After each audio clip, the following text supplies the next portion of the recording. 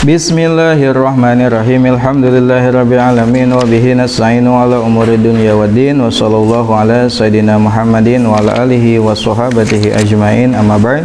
Wa ya rabbi israh li sadri wa yassir li amri wahlul 'uqdatam min lisani yafqahu qawli. Qala al-mu'allif rahimahullah wa nafa'ana Allahu wa bi 'ulumi. As-saminu yang ke-8 at-talaqu talaq. As-saminu yang ke-8 at-talaqu talaq. Yahrumu haram talaqul haidhi. Talaqul haidhi menceraikan perempuan haid. Talaqul haidhi menceraikan wanita haid. Fihi dalam masa haid. Fihi dalam masa haid. Liqaulillahi ta'ala, karena firman Allah ta'ala, ya ayyuhan nabiyyu idza talaqtumun nisaa fatalliquhunna li'iddatihinna wa ahsul iddah. Ya ayyuhan nabi, wahai nabi, idza talaqtum, jika kalian menceraikan an-nisaa, wanita atau istri, fatalliquhunna, maka ceraikanlah mereka, li'iddatihinna, pada permulaan masa iddah mereka. Li'iddatihinna, pada permulaan masa iddah mereka. Wa ahsu, dan hitunglah al-iddata, masa iddah. Wa ma'nal ayati, dan makna ayat, idza aradtum, jika kalian bermaksud atau hendak. Idza aradtum, jika kalian hendak. At-talaqu, menceraikan. Fatalliquhunna, maka ceraikanlah mereka. Fatalliquhunna, maka ceraikanlah mereka, li'iddatihinna, pada permulaan iddah mereka. Ay li awwaliha, yakni pada permulaannya. Bi ayyakuna, dengan ada. At-talaqu talaq fi tuhrin, pada masa suci. Lam tumassa, yang ia tidak disentuh. Maksud tidak disentuh, tidak digauli. Bahasa lembutnya tidak disentuh. Lam tumassa, yang ia tidak disentuh, tidak digauli, fihi, di dalam masa suci. Fihi, di dalam masa suci. Litafsirihi sallallahu alaihi wasallam, karena tafsir Nabi sallallahu alaihi wasallam, bidzalika, tentang hal tersebut. Bidzalika, tentang hal tersebut. Wa qauluhu ta'ala, dan firman Allah ta'ala, wa ahsul iddata. Wa ahsu, dan hitunglah al-iddata, masa iddah. Ay ihfazuha, yakni hafalkanlah atau jagalah. Ihfazuha, hafalkanlah. Ia lituraji'u, agar kalian merujuk. Lituraji'u, agar kalian merujuk, qabla faragiha, sebelum habisnya iddah. Sebelum habisnya iddah. Baik, setelahnya kemarin kita membahas tentang perkara yang diharamkan bagi perempuan yang haid dan perempuan yang nifas. Kemarin ditambah 2 ya. Kemarin kan ada 11. Kemarin tambah 2. Yang keenam apa? Membaca Quran dengan maksud membaca. Ingat, dengan maksud membaca. Yang ketujuh adalah haram berpuasa, baik itu puasa yang fardu ataupun puasa yang sunnah. Dan kalaulah puasa, maka haram hukumnya, tidak berpahala, dan puasanya tidak sah. Nah, akan tetapi nanti ketika telah selesai haidnya, maka si perempuan wajib mengqadha puasa, ya, qadha puasa di bulan selanjutnya. Itu wajib, sebagaimana hadis yang diriwayatkan oleh Siti Aisyah, kunna nu'maru bi qadha'is shaum wa la nu'maru bi qadha'is shalah. Kami dulu diperintah untuk mengqadha puasa dan tidak diperintah untuk mengqadha salat. Jadi bagi wanita yang haid dan nifas, ketika tidak puasa, nanti puasanya diqadha. Tapi kalau tidak salat, maka salatnya tidak perlu qadha kecuali pada dua permasalahan. Permasalahan apa? Yang pertama, turuwul mani pas datangnya waktu haid atau pas zawalul mani hilangnya haid tadi. Itu ada salat yang wajib diqadha. Lalu sekarang yang kedelapan, hal yang diharamkan ya. Karena haid dan nifas adalah haram menceraikan. Ya, keharaman ini bukan pada wanita yang haidnya, tapi keharamannya adalah bagi suami. Artinya, kalau istri sedang haid, haram bagi suami untuk menceraikan istrinya. Karena firman Allah Subhanahu wa taala dalam Al-Qur'an surat At-Thalaq ayat 1, ya ayyuhan nabiyyu idza talaqtumun nisaa fatalliquhunna li'iddatihinna wa ahsul iddah. Itu dalilnya. Apa mana ayat? Ya, mana ayatnya? Jika kalian hendak menceraikan, maka ceraikanlah mereka pada permulaan masa iddah. Yaitu cerai yang dilakukan pada masa suci yang sebelumnya tidak digauli pada masa suci tersebut. Nah, jadi tolak itu, lihat ya, perhatikan, tolak itu terbagi dua. Ada tolak sunni, ada tolak bid'ah. Tolak sunni dan tolak bid'ah. Tolak sunni itu artinya tolak yang boleh dilakukan. Tolak bid'ah itu tolak yang haram dilakukan. Nah, tolak sunni itu adalah tolak yang dijatuhkan pada masa perempuan tidak sedang haid, pada masa suci dan sebelumnya tidak digauli. Ya, itu tolak sunni namanya. Jadi diceraikan pada masa suci yang sebelumnya belum digauli. Itu namanya tolak sunni. Kalau tolak bid'i itu jenisnya dua. Yang pertama diceraikan pada masa haid, nuju haid diceraikan, itu tolak bid'ah. Yang kedua adalah diceraikan pada masa suci, akan tetapi sebelumnya pada masa suci tersebut ada persetubuhan. Itu namanya tolak bid'ah. Bagaimana status talaknya? Apakah jatuh atau tidak? Jatuh talaknya, hanya saja haram. Dosa. Siapa yang dosa? Suaminya yang menjatuhkan talak. Dosa. Kenapa? Karena akan berefek buruk kepada si istri. Itu namanya tolak bid'ah. Tolaknya sah, jatuh talaknya, hanya saja haram. Yang berdosa siapa?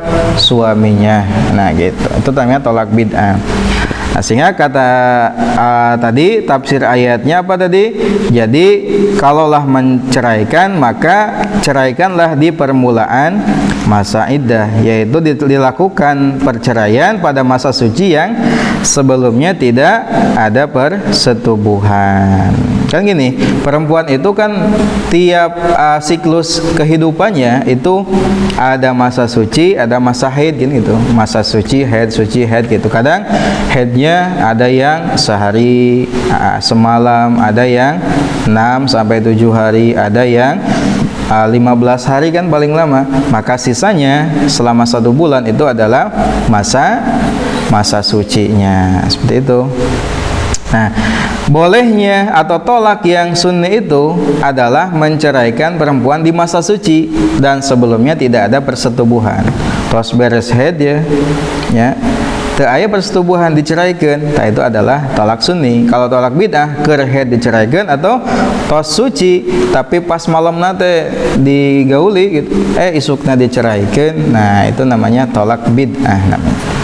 Bukan bid'ah yang lawan sunnah, bukan itu tolak bid'ah, tolak yang haram maksudnya, haram dilakukan. Wa qauluhu ta'ala tadi, dan firman Allah Ta'ala, waqsul iddah, hafalkanlah iddah agar engkau merujuknya sebelum habis masa iddah. Nah, ini adalah keharaman talak ketika perempuan sedang berada dalam masa haid.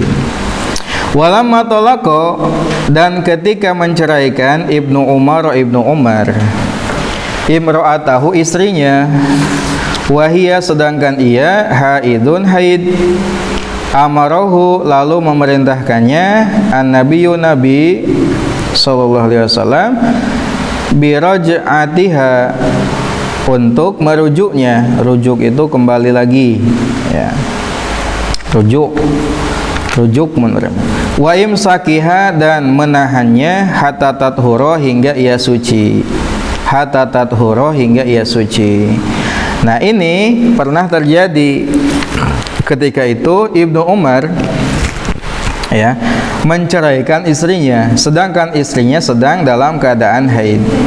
Lalu Nabi memerintahkan Ibnu Umar untuk merujuk. Jadi kan kalau perempuan sedang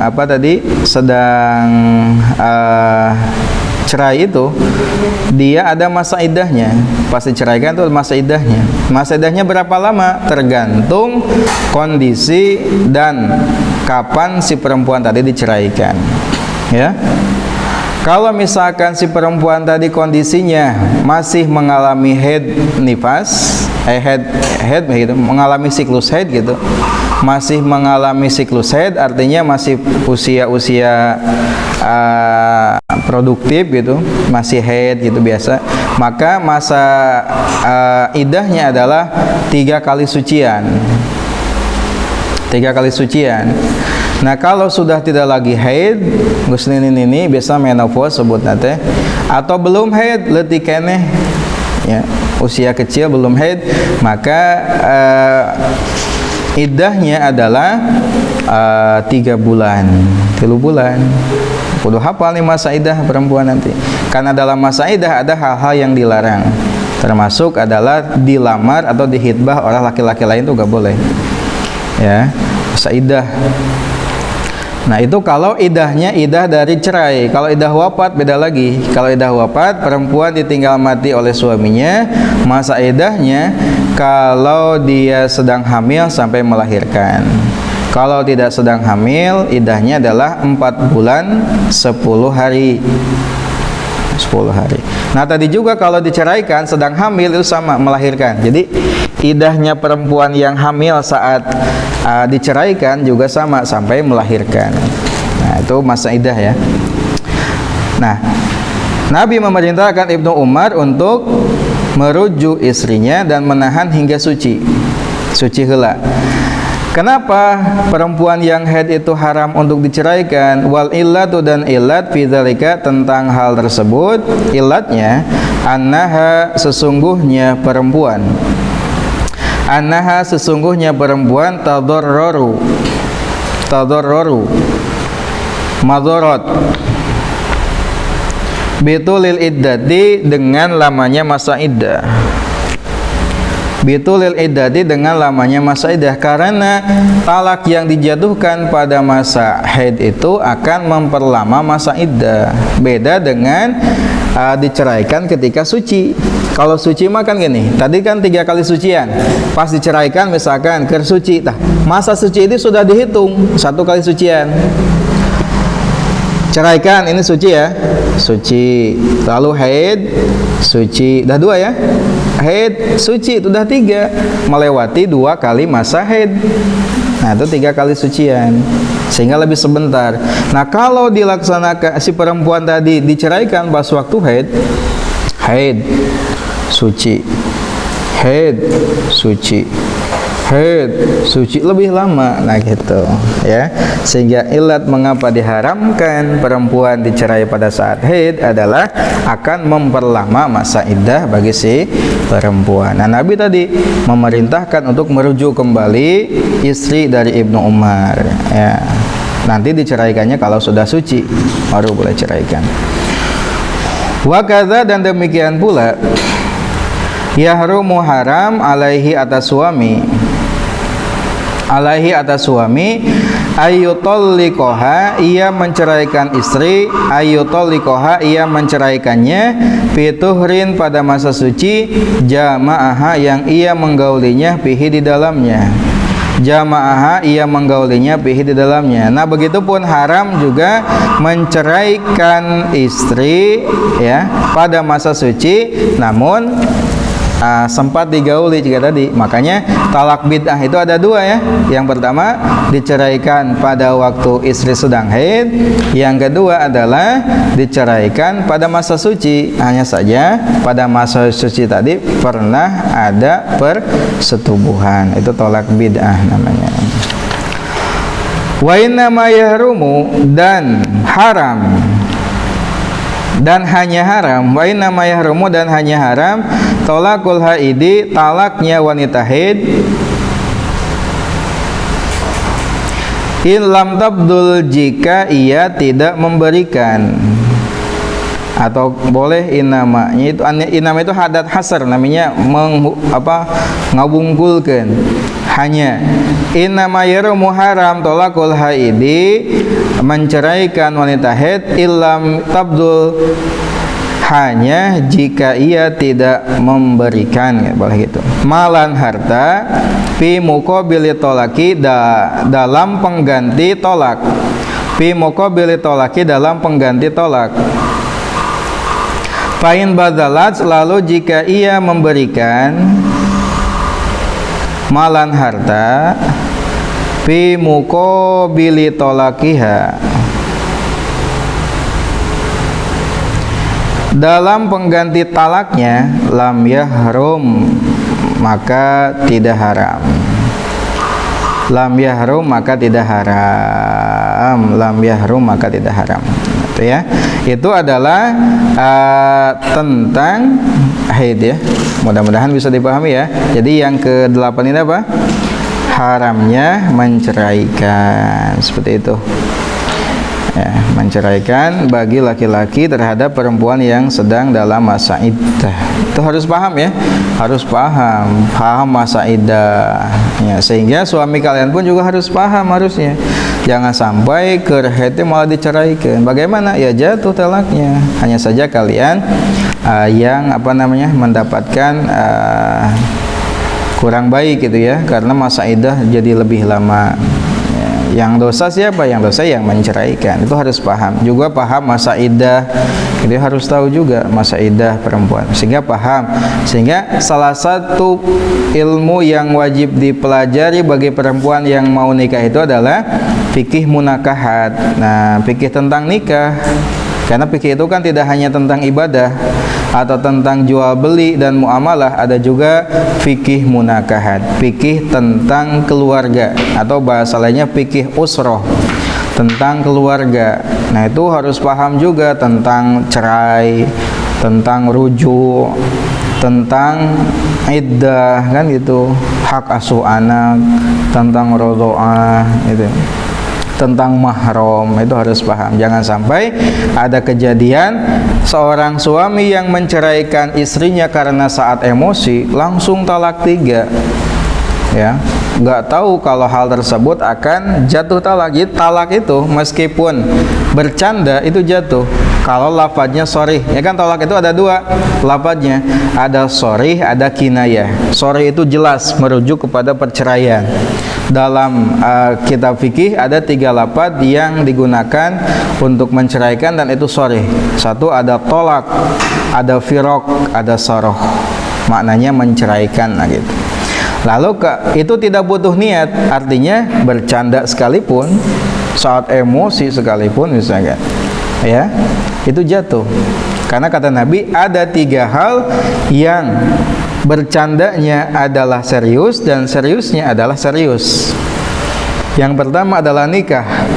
Hurui nikah teh bobohongan, asal memenuhi syarat jadi ya. Yang kedua adalah talak. Yang ketiga adalah rujuk. Nah, hati-hati ya. Seriusnya adalah serius, bercandanya adalah serius. Ya.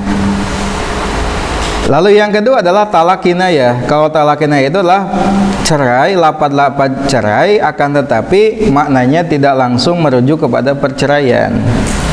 Kinayah. Nah, itu jatuh, itu butuh niat. Butuh niat. Misalkan tisamat ayeuna mah urang enggesan we itunya. Enggesan naon kan? Enggesan teh enggesan paseana, enggesan bertengkarna atau apa? Kalau diniati itu talak maka jatuh talak. Kalau tidak diniati maka tidak dijalankan. Atau misalkan kirim SMS, lo gue ente naon gitunya, ente ngeusan SMS-an atau apa, entosan teleponnya gitu kan, itu harus disertai dengan ya. Kalau niat lafaz tersebut diungkapkan adalah sebagai bentuk menceraikan, ya jatuh talakan itu harus paham juga ya tentang jangan sampai ada kejadian tadi karena emosi langsung talak tilu, akibatnya dianya masih sayang, akan tetapi itu tidak dibolehkan dalam agama karena ada 5 syarat yang harus dilewati bagi orang yang telah tertalak 3. Yang pertama, habis masa iddah dari suami pertama. Beak heula masa iddahna teh. Yang kedua, nikah deui jeung lalaki nu lain. Kedah kawin heula. Neng Fitri teh hayang balikan deui jeung Aa Wildan teh misalkan. Tapi wayahna karena tos talak tilu kedah nikah heula nya. Sareng Mang Ujang misalnya nikah heula. Nikahna apakah dikontrak? Jangan nikah kontrak, gak boleh. Gak sah nikah kontrak itu. Nikah berdurasi itu gak boleh, meskipun durasinya gak masuk akal itu gak boleh. Nikah selama 1000 tahun itu gak boleh, namanya nikah mut'ah, gak boleh, gak sah, nikahnya haram. Nikah sapegatna gitu, kumaha hati masih cinta ka Aa Wildan tapi Mang Ujang juga udah jadi suami itu, sapegatna gitu.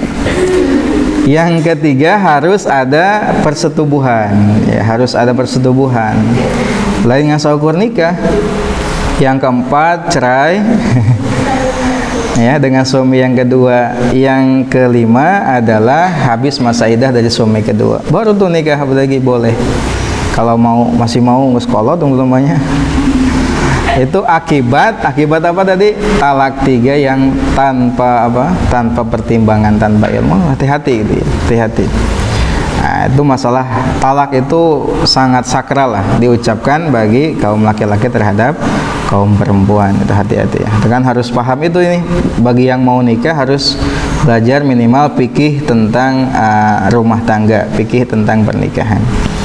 Nah, sepintas tentang itu ya, karena ini sudah pada dewasa, mungkin ada yang mau cepat-cepat nikah ya supaya paham. Makanya di sela-sela pembahasan kita bahas tentang fikih munakahan. Ya, mudah-mudahan bermanfaat. Allahu a'lam. Rabbin fana bima 'allamtana. Alimna alladzi yanfa'una.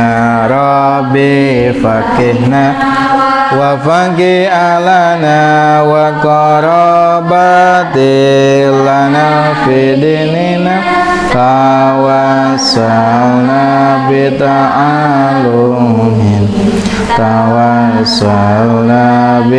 ta'limin antar zuqanal wasi'ah wa antar zuqanal amanah. Subhanallahumma wa bihamdika asyhadu an la ilaha illa anta astaghfiruka wa atubu ilaik.